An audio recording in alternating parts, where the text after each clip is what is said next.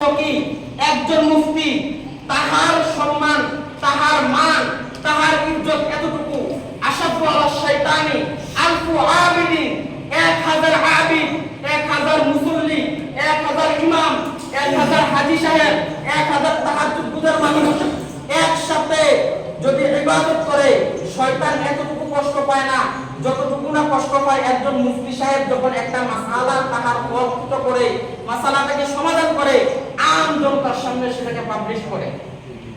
সুতরাং এভাবে আলিম এবং ফাজিল, আলিম, মুফতি, মুহাদ্দিস, মুফাসসিরদের জায়গা জায়গায় ফাজাইল বর্ণনা হয়েছে একটাই কারণ, শুধুমাত্র তাহার ইলমের কারণে। ইমাম শারফুদ্দিন আন-নাওয়ী রাহিমাহুল্লাহু তাআলা রাহমাতাল ওয়াসিয়া তিনি তাহার কিতাবের মধ্যে স্পষ্টভাবে বলেন, একজন আলিমের মর্যাদা এই পৃথিবীর মধ্যে এইরকম যে যেভাবে আসমানের মধ্যে তারকা দেওয়া হয়েছে, যেভাবে আসমানের তারকা আসমানকে উজ্জ্বলিত করে দেয়, ঠিক তো পৃথিবীর আলিমরা এই পৃথিবীটাকে উজ্জ্বলিত করে দেয়। এভাবে বিভিন্ন কোরআনের আয়াত দ্বারা, হাদিস দ্বারা, ইবারত দ্বারা, নুসুস দ্বারা আলিমের ফাজাইল বর্ণনা হয়। আমি শেষ করে দিচ্ছি শুধুমাত্র একটা ইবারত এখানে সামনে রেখে, যেটা তাজউদ্দিন সুবকি তাহার কিতাবের মধ্যে বর্ণনা করেছেন যে শুধুমাত্র আলিম ইলম হাসিল করবে, কিন্তু পরবর্তীতে তাহার দায়িত্ব কি। এখানে স্পষ্টভাবে তিনি উল্লেখ করেন যে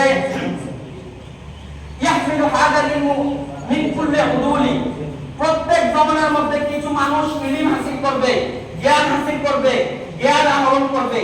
জ্ঞান আহরণ করার পর আলিমদের মূলত দায়িত্ব হলো দুটো। এক নম্বর তাহরিফুল মুবতালিন, যারা কোরআন হাদিসের ভুল ব্যাখ্যা করে, যারা কোরআন হাদিসের তাহরিফ করে। তাহরিফ কিভাবে করে? যারা তাফসীর করেছেন, উসুলে মুফাসসির, উসুলে তাফসীর যারা রয়েছে, তারা একটা ইবারতকে সামনে রেখে বলেছেন মান ফাসসারা বিরাই ফাকাদ কাফার, মান ফাসসারা বিরাই ওয়া ইন আসাবা ফাকাদ আখতা। যারা নিজের মন মোতাবেক তাফসীর করে, এক আয়াতের তাফসীর কোন মুফাসসির এই তাফসীর করেনি, কিন্তু সে নিজ থেকেই তাফসীর করবে, তাদের ঐক্যমত হলো যে ওই ব্যক্তি কাফির হয়ে যাবে। এমনকি ওয়া ইন আসাবা, যদি এই তাফসীরটা, এই ব্যাখ্যাটা সঠিক হয়ে যায়, কিন্তু যারা সলফে সালিহিন মুফাসসির রয়েছেন তাদের তাফসীরের সাথে যদি না মিলে, তাহলে ওই ব্যক্তি গুনাহগার হবে। এভাবে আনা হয়েছে যে এক নম্বর তাহরিফুল মুবতালিন, মুবতালিনদের তাহরিফ থেকে দ্বীন ইসলামের শরীয়তকে বাঁচানো, এবং তাওয়িলুল জাহিলিন, যারা উম্মতের মধ্যে জাহিল রয়েছে তাদের থেকে কোরআন হাদিসকে সংরক্ষণ করার জন্য। তাহলে আলহামদুলিল্লাহ আমরা যারা যতটুকু ইলম জ্ঞান হাসিল করেছি, আমরা এটাকে কন্টিনিউ